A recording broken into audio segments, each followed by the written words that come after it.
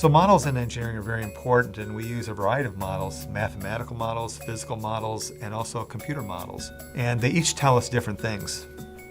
That's why engineers have to really understand math and science, is because they're using these tools to develop their solutions.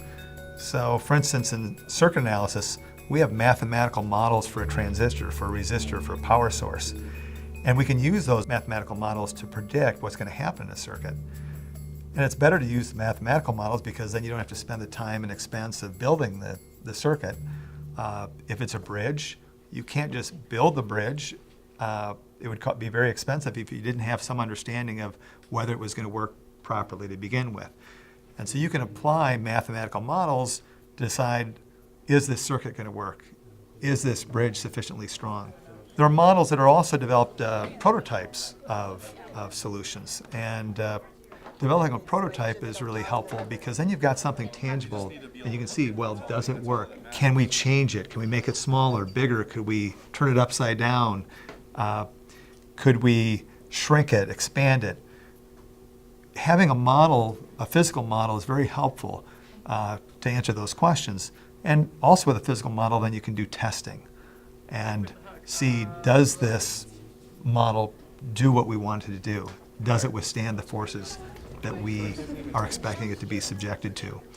And by doing testing on a model, that will allow us to determine things like where it's most likely to break, and we can then redesign the solution so that it meets our specifications. Computer simulation is a very powerful tool. You can model a bridge or an electric circuit and then predict its behavior. It's much less expensive than building a physical model. We glean a lot of important information from the simulation. We can also subject a computer model to forces that would be unlikely to happen in a real situation. So for instance, earthquakes. Well, we can't shake a large bridge, but we can shake a simulated bridge and see if it's going to hold. So the model needs to represent reality, but it doesn't need to be real. For instance, you can have a scale model of a bridge, and you can glean a lot of information from that. So it doesn't have to be the end product, but it has to give us enough information that it's useful to us in some way. It's important to understand that each model has some limitations. A mathematical model is an approximation of a real device. So for instance, a mathematical model of a transistor doesn't behave exactly like a real transistor.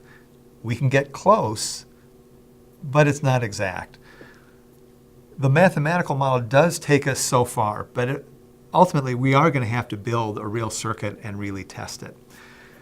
Similarly, a model of a bridge, we can do a mathematical model, and we can decide what we think the forces are.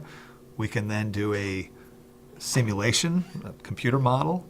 We can subject it to a variety of forces, but that simulated bridge is not the same as a real bridge. And we can't just assume that it's going to behave exactly like a real bridge would. And that's why engineers build in safety factors, because the things we are using these tools like math or computer simulation, but real things have anomalies that can't be accounted for in the simulation. By throwing in a safety factor, making the bridge 3 times safer than it needs to be, then we have a reasonable degree of confidence that what we build is going to serve the public.